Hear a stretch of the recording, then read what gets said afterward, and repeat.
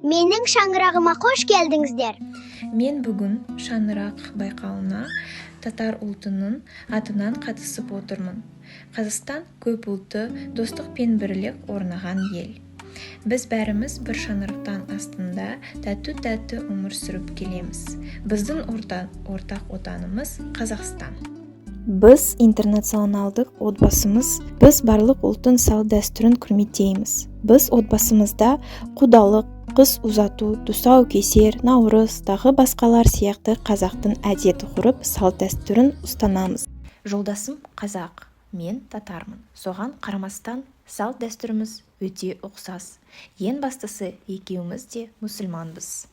Бауырсақ, дәстүрлі қазақтың наны. Бауырсақ, тіл үйерер, неткен дәмді. Бауырсақ,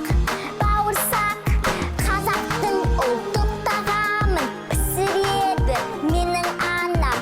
Ауыз ти, дәмін тәт, сіңімді сондай ғажап.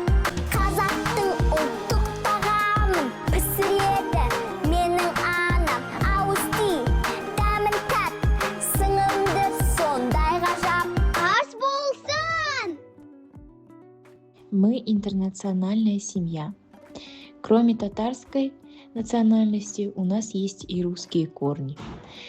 Бабушка со стороны моего отца была русская, и поэтому в ее честь мы празднуем русский праздник, который называется Пасха.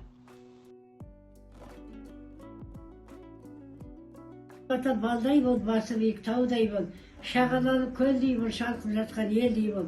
Бар екен деп тарсынма, жоқ екен деп жарсынма. Береке берсін малың менен басыңа, кетпес тәуелсіз кең пейіл берсін, пәле жаладан қағарсын. Алла тек осы берген дәмнің есесін алла берсін, амандық, саулық берсін баршаңа.